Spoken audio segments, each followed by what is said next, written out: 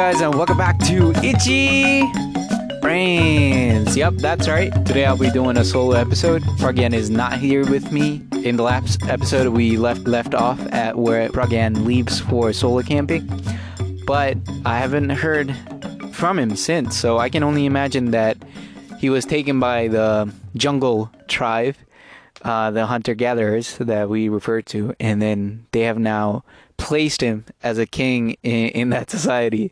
Oh my god, that's so funny to imagine. Imagine if Pragyan just walked into that jungle and then people just the tribe people just surround him with spears and bow and arrow and those kind of things, and then they just take him over. But then they're not taking him over for cannibalism or anything. They just need a king. So I think they've taken him and placed him as a king, and then now he is giving them orders and all those kind of deals. So I don't think he's coming back. I don't think he's coming back from Australia to Nepal or anywhere else. I think he's happy in that place. I haven't heard anything from him. Well, I can only hope that his camping went good and that he wasn't bitten by mosquitoes. One of the cool things that I did this week was I went to my campus. There is intramurals. Intramurals is like a friendly competition that the college organizes for the students of the campus. Yes, it's competitive, but you are not playing with the pro players of badminton. Well, you could end up, but people don't usually show up in these tournaments if they are pro players. It's usually for the medium, average level players that these kind of events are organized. Saying that, there are still really, really good players in badminton. So what I did was I parked my car outside. This is my first time going to campus officially for doing something. I parked my car outside of the place where I'm supposed to be. Parked my car there, went in, took my mask and everything. I played a game. One of the things that sucks while playing this intramurals is that you have to put on your masks the whole time as you're sweating, as you're gasping for your breath. And it's ridiculous. I'm telling you, it's super ridiculous because you're not able to breathe that well. Like you want to breathe super hard, you want to breathe with your mouth, but then it's like a blockage. It just gets super difficult. So sometimes what I would do is I would just pull my mask down just so I have my nose exposed. But then someone would yell. They would be like, "Can you please put your mask on?" And then I would be like, "Oh, here we go. Yeah, I can, but it's just too difficult." Anyways, I shouldn't bitch. Intramurals is really fun. So I parked my car outside, and then I went in, played. So far, I've played like 3 games. Fortunately enough, I'm not that good at badminton. I like the sport, but I have won all the 3 matches. Yeah, which is super weird. So I played the game. I won a couple of matches, and then I come back to my car to realize that my car has been ticketed. Apparently I parked in the wrong spot. Well, I was aware that I was parking at the wrong spot, but I was like, I'm only going in there for 1.5 hours. I mean, I haven't really gotten any tickets since I've started driving. I've only gotten 1 so far until that point. That was my second ticket for parking in the wrong spot. So yeah, that was fun. Being in a big campus is pretty fun. I got to meet. I mean, this is one of the plus points that I have for being on this campus is the community that the campus has. So since I've been to the U.S., I've never met as big of a Nepali community that this campus has. There are, I think, 100 plus members on a community called NSA, which is Nepali Student Organization at GMU, and I'm part of it. And then I think we have had a meeting so far, only one, but it was good. It was good to see, I don't know, was it like 20 people, 20 Nepali faces all at the same time in a Zoom meeting? Well, it was Zoom meeting. And then people were talking. They speak in English. Because most of the people were born here. Most of the people who are in the student organization have been here for at least 6 years. That's like the average. And there are a couple of people that are even US born, which is a completely new thing to me. I have never met, before this, I've never met people that were about my age that were born here, that were Nepali American. Is that the term? Nepali American. Yes. Nepali American people of my age. That's like, whoa, what does that mean? That just goes on to show how far back people were traveling to the US. And then I don't think the population was that big for a Nepali community, but still, it's crazy to meet people like that. I think it was 2 weeks ago. That was the first time I met someone. I talked to someone who was born here, and then it's so crazy. It's like they understand Nepali, but then they can't respond back. So they reply in English, which is what my nephew does. But my nephew is kind of small. He's like 8. His household also has the same kind of deal. The mother usually speaks in Nepali, and then he listens in Nepali. I think he only understands like 50% of the words. He replies in English. So it's a very weird mixture. And then I wonder what's gonna happen by like 20 years from now, because there is so much diversity in this place, and so many people from I can see Indian Americans, I can see some Asian Americans. I mean, they have been there for a while, but now Nepali Americans, and they're like a mixture of both. So their parents are teaching them the Nepali values, where the society that they're living in is teaching them the American values. So they bring something of their own, and these people are I find them to be absolutely interesting. So I look forward to talking with these people if I get a chance to. They're really fabulous. Also, I should mention, some of these people, they are so good with their Nepali, even though they were American born. They're so good with their Nepali that when some of these people spoke, I was like, oh, these people are Nepali, but they've been here for a while, probably like 7 years or so. But then I was like, how long have you been in the US? And then they were like, well, I was born here. And I was like, I think that is one of the biggest culture shock moments I've had so far. People being born here, but they're bilingual, and even the second language they speak is so good that I can't tell whether they were born here or not. And then yeah, that was cool. That was cool. And then there's also another Nepali group that I'm taking part in. It's called Hamarchina, and it's where I practice my Nepali dance. And I freaking suck at dancing. If there was one thing that the world needs change in my opinion, is the fact that people don't dance enough. I think I dance a decent amount, like a decent amount for myself. I only dance in the bathroom. Okay, when no one is watching, I stand in front of a mirror. I put a music up on the speakers, and then I just start dancing, like do like bunch of weird stuff. And then every time I do that, I just instantly start feeling good. But this is, I think, my second dance class that I've ever taken in my life, and I'm not good at it, but I'm giving it a shot. I don't think I'm gonna stay in there for long, but I'm just dancing there. And then it's weird that even the dance practices has to be online.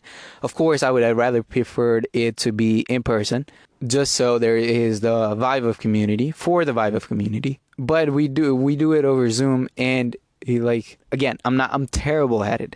If someone sees me in person, I would really I would get like an F. I'm not flexible, and it's hard for me to retain all the dance steps once I've learned it. But I do still think that people should dance more. That would be really cool if they did. Oh, one of the funny incidents that I can remember, even in my household, it was me who started the dancing culture. And it's funny because sometimes I would just put songs in my TV, and then I would just start dancing, which is like a weird thing to do in front of your own family. Just like start dancing out of nowhere. You have a 17-year-old kid who doesn't usually dance, and then he just puts on songs in front of TV, and everybody's watching, and then he just starts dancing. Yeah, that was me.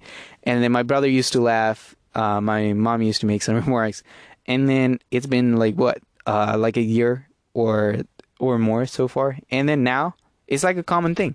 And then once I put on a song in the TV, I start dancing, just do a bunch of weird steps, and then my brother would join me, sometimes at least. I would say that's progress. Speaking of dancing, something that's fun, but not fun at the same time is this thing that's trending. It's called Among Us. It's a weird game. It's one of those games that just destroys even a healthy relationship. It's a blame game. The more you blame, the better off you are. And the more lies that you can throw out there, the safer you are. That's how you win the game. That's the whole premise of the game. You have to blame someone else. And then that's been fun. At least I get to connect with some of my friends over in Nepal, and then some from community, and then sometimes I'll just hop in some random Discord and then start playing with them. And then one thing about Discord, Discord is a service. It's especially used by gamers. I don't know how it went mainstream, but it's a cool. It's like Messenger, but well adapted for chatting features. For it's so well integrated with all the things that you can do in there. Say voice chat. I wouldn't say video calls. I still think Messenger or Google Duo. These are better services for video calls, but streaming and just having some kind of random community with a niche interest, you can find that on Discord. And sometimes I forget how big the internet is once I open up Discord, and once I start hopping in some of the bigger servers.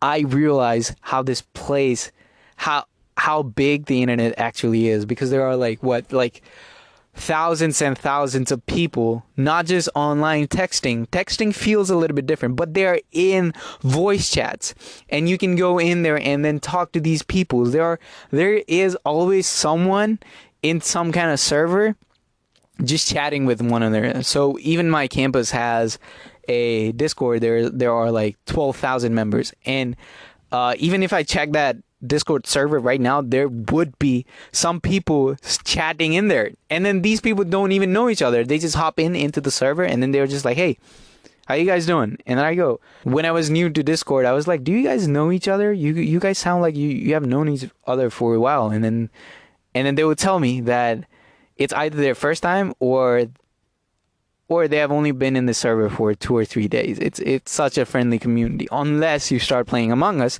and then everybody hates you. Unless you play the game of blame, then you're well off. You don't need. You should try not to get the blame. Anyways, so today, what I wanted to focus at is this. This is one of the most touching subjects that I've come across in the longest while.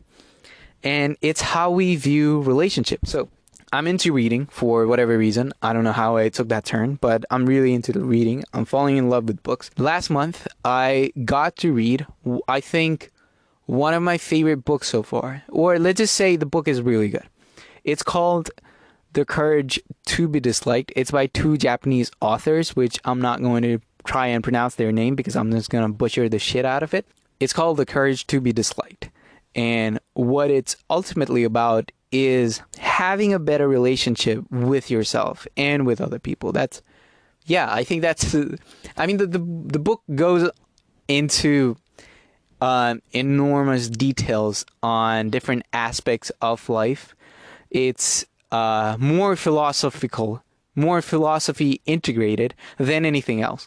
And ultimately, where philosophy always ends up, it's always about how do we live the best life we can. That's usually one of the main goals of philosophy, and I think this book does exactly that. Rarely I get to come across this kind of book. Every time I would start reading this book, there was something, there was a flow. Like every time I would feel something wrong in my system, or if I had the feeling that I was not being happy, as soon as I would start reading the book, it would instantly take me away from that place and put me in a happier zone. So the more I start reading, the more happier I become. I don't know. It's such a weird thing. But the book is really good. Great. It's a conversation between a student, an arrogant student, you know how students are. They're always like, oh, what's this? Tell me about this. Tell me about that. And there are moments where and student is asking a whole bunch of questions about life, how to best deal with it. And then he also brings up his relationship, say with his dad or with a girl that he likes. And it's all like about how, again, how do we live a better life? And he's going into all these questions like, okay, what do I do? I don't think I'm that happy. And then just tell me more about your life. And then the philosopher is really calm. She is taking in all the questions and then just putting out wisdom to this student, right? And some of the things that the philosopher says just sounds utterly nonsense to the student. So one of those examples that I can think instantly right now is in the middle of the book somewhere, the philosopher goes, oh, your past doesn't exist. You know this thing, trauma? You know how people say they have trauma? Well, trauma doesn't exist. And then it's one of those things, if you just read out of context, it's like, no, I'm not. What the hell is she talking about? What the hell is the philosopher talking about? And the student goes exactly into that phase. Like every time the philosopher would say something that's unconventional, that's something else than what we have been following, the student would go boinkers. And it's the exact feeling that I would have, like as I would read trauma doesn't exist, and I would be like, what the fuck? That doesn't make sense. And then immediately the next question, the next thing that the student says in the book is the same thing that I'm thinking. For instance, so the student would go, "What? You're so narcissistic. What does that mean? Are you denying that trauma exists?" And then the philosopher would break what she meant by saying that, and then it would just make sense after you finish the whole chapter. Anyway, so I picked one of these chapters for today's podcast, and it's about how we build relationships. This thing is really interesting to me. I've never thought about this thing. Well, I don't usually think about what kind of relationship I'm making other than either it's a friendship or it's a romantic relationship, or maybe there is a parent-child relationship. Those are the only relationship that I know of. But then this gave me insight on something else that's say underlying in all of these relationships that I make. So the book talks about two types of relationship that exist for us. One is vertical relationship, and the other one is horizontal relationship. So from the name, vertical relationship is the one where there is a hierarchical system. So there is someone at the top and then there is someone at the bottom. And in horizontal relationship, everyone is equal. Everybody is equal, but they're not the same. And what the book says is that we should move away from building a vertical relationship and start building horizontal relationship. And I was like, cool, yeah, why not? Let's give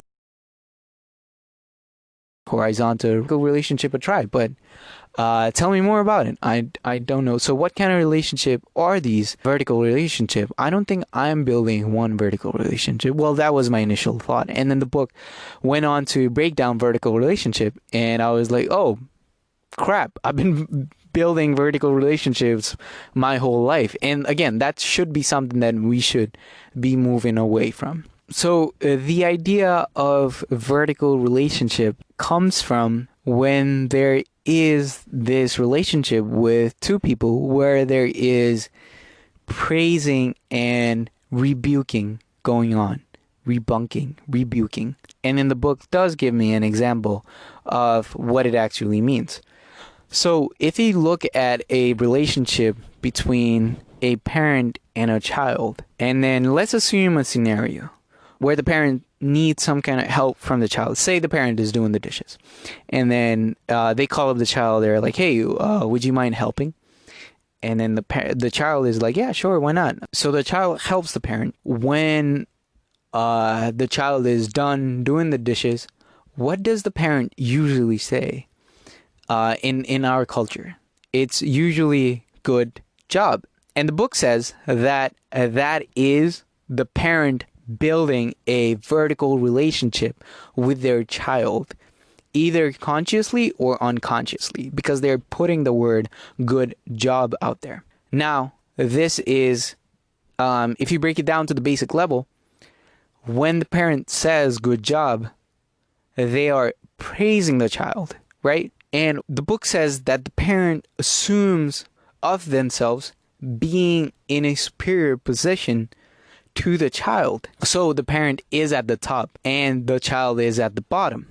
When the parent says good job, this is what the system looks like. The parent goes to the top. They play the part of a superior being, and then they're praising this child. So the child falls in the bottom line. So they are inferior to the parent. So the book mentioned this, and I was like, there is something that makes sense. But at the same time, what should a parent do then? You know, it's a question of, okay, yeah, I kind of see what you're saying.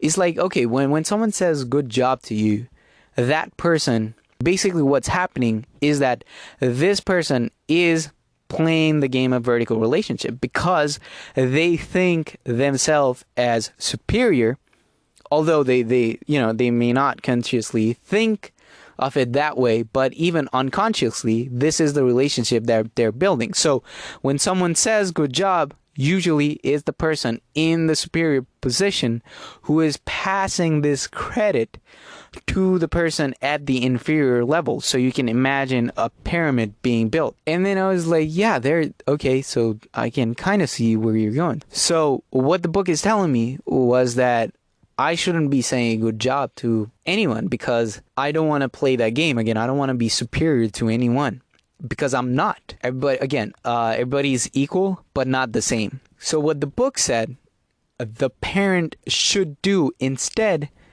is say thank you or take part in helping the child understand how the task is done, instead of either praising or rebuking them. One of those examples is by saying thank you. The other one is by saying, I'm glad you helped. So these are very neutral expressions that one can use, or at least the book says one should be using. By saying these words, one is feeling glad or having this feeling of gratitude that the other person helped, be it a child or be it someone of their own age or someone elderly than them. One is feeling the gratitude instead of using words like praising someone, instead of using words that amplify that one is praising the other person, or instead of using words that imply that they are rebuking them. Rebuking. Oh, geez. I feel like I'm messing up that word. Anyways, so some of the examples would be, oh, you're doing such a bad job. You're never of help. Or, I mean, we have all heard this kind of expressions from our parents, right?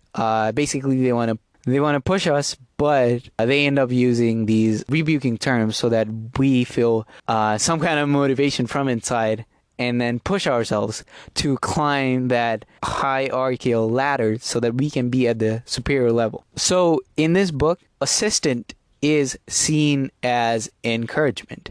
And again, you can notice someone's capability, or you can notice someone for their capability, but don't praise or don't rebuke. Because again, vertical relationship is not a good way of living. You're constantly judging other people or playing the victim. And the book says that one usually is building vertical relationship because they have been playing the vertical relationship with themselves for their whole life. And it is because one is living in this vertical relationship that one needs to be praised. It usually comes from a person who thinks they have the ability to a person of non-ability. So if we try to go the bare bones of what these kind of philosophy usually tries to do is help us live a happier life. And then it took me a while to grasp this concept because I don't I don't usually say good job. Well, I've used that expression before, but I've never thought of it. And that's why the book made me think. And I like there is a part of me that is destroyed when I read these kinds of material. But at the same time, sometimes I like to be proven wrong. I like when someone else is playing their A game to prove me wrong. And not when someone is screaming or shouting, but when someone is putting out thoughtful, somewhat logical reasoning, playing their A game to prove me wrong. It feels like it's just like crushing my ego, because it tells me that I've been living this relationship part of my life with the wrong impression. And then now I have the ability to improve on that, because someone has come out and they have said something reasonable enough that made me think, which has led for me to start building a new formation from ground zero. So this made me really think, this idea of vertical relationship, or what kind of relationship am I really building? And then why do I feel the need to build those kind of relationships? I think I agree with what the book says. What philosophy at the end of the day teaches us is to be more happier, if it can. If it's a meaningful wisdom that you're getting, at the end of the day, you want to end up being happy. Now, if you think of vertical relationship, there is that superior and inferior game going on. A hierarchical structure is being built. And what happens when one is building this relationship is that one is distributing their cards of happiness to these other people. So if you look back at the parent-child relationship, when the parent assumes that they're superior to the child thinks that it needs approval from this person so that it can be happy, so that the child can feel happy. And that's something that is not true. Everybody has their own cards of happiness. And the last thing that we want to do is give out these cards of happiness that we have to other people. Because then we are constantly seeking approval from these other individuals just so we can feel happy about ourselves. And then it is because we have dealt these cards to these other people, these other random people, that we need those approvals every once in a while. We can't feel happy because no one is praising them. And after playing this game for a while, what happens is that the individual or the child thinks that they don't have their happiness card to themselves, because they have been playing this vertical game with society since they were born, and it came from their parent, whether they realize this or not. And after a while, the child forgets that they themselves hold the card of happiness. So there is the delusion that's being created. And the child lives under the assumption that they need this constant approval from this other person so that the child can feel happy about themselves. And of course, if we want to break this cycle, we need to start building horizontal relationship from ground up. Again, the core idea of horizontal relationship is not of praising or rebuking. One doesn't think that they're superior from anyone, really. From anyone. Neither their parent or if they have any sibling, one doesn't feel the need to build that relationship because the sibling is equal to them, but not the same. And that can be done when assistance is achieved, because when someone is putting out assistance to the other person, what they're ultimately doing is having that person feel the encouragement from within, from themselves. So they don't need that praise to feel that encouragement. It's assistance that is giving them the encouragement to finish the task. And that is something that we should be looking out for. So that's the main idea. So of vertical and horizontal relationship. And this is, again, I really, really like the book. This analogy, after reading other books, this analogy also shows up in microeconomics, but under different names. So in microeconomics, these are known as zero-sum game and positive sum game. So zero-sum game is the idea that most sports are built upon. And in our case, if I were to relate to zero sum to what I talked about, so zero sum would be the vertical relationship. Most of the games that we enjoy watching are built upon this idea of zero sum. So if you look at running competition, if there is a person at 10th place, if they need to get to the 3rd place, they need to take over. They need to move aside the person who is at the 3rd place. They need to tip off this person so that they can get at the 3rd place. Again, this concept is very hierarchical because someone is being eliminated so that someone else can get praised. That's the idea of zero-sum analogy that's used in microeconomics. Whereas if you look at positive outcome, and there are certain businesses that play zero-sum game. Ultimately, where you lead with zero-sum is that most of the companies don't benefit from playing the zero-sum game. There is only 1 or 2 companies that's left that take advantage of the zero-sum, and then they get far ahead. Other companies that are at the bottom level, they start playing the zero-sum game and then they can't go anywhere. These other companies, they take giant leaps because most of the people are playing the zero-sum game, because most of the other companies are playing this zero-sum game. No one is getting ahead. And then they're basically canceling out each other and then trying to get to a place, and then the other company tries to go to the place, and then they fight over each other, and then, usually both of them get canceled, and then someone else runs over them. And if we were to compare horizontal relationship, what that would eventually lead out to is positive outcome, or in microeconomics, that would be the positive sum game. So in this case, both of the parties are benefit. One of the examples of this kind of system that I can think of, I haven't looked up positive sum game, but the one that I can think of is the barter system. So if we look at the idea of what the barter system did, was it made both of the trading parties equally rich. So one might be needing apples. So what they do is, if they have enough butter at their hand, they will trade the butter for those apples. And then the other person who is receiving the butter, it is assumed that the other person needs butter so that they can trade the apples. So in this case, both of the parties are getting rich from the trade. No one is lagging behind. No one is letting out to be poor.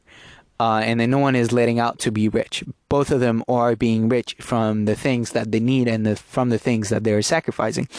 And if we were to go a little bit more further, when we start playing the vertical relationship game, where that ultimately leads is to capitalism.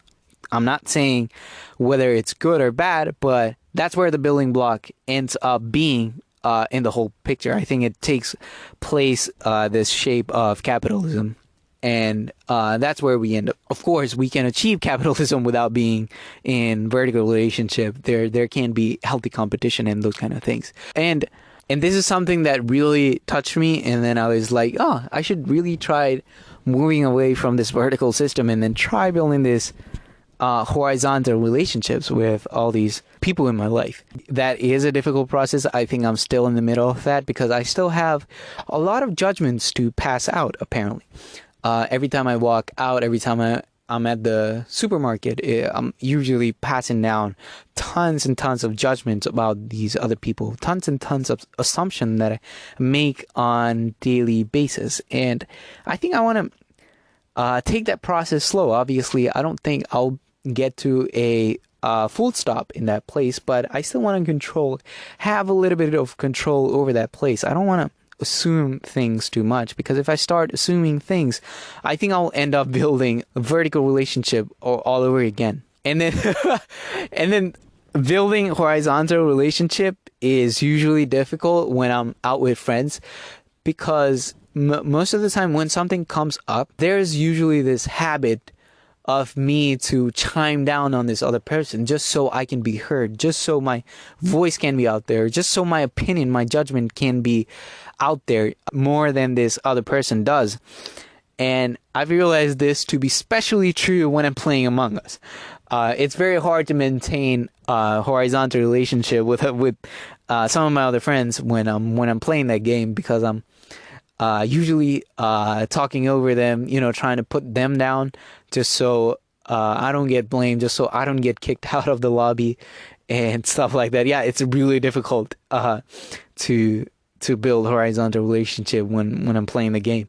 So yeah, this is something that I've come to realize, that the book has given me this knowledge of this relationship that I would have never otherwise thought of. Something really interesting. Something I still want to spend more time thinking about, because there is something that feels wrong in this analogy, but I haven't found what that is yet. But there could be something. I don't know. But for now, at least for now, I don't want to play the vertical, and that can be something difficult to do.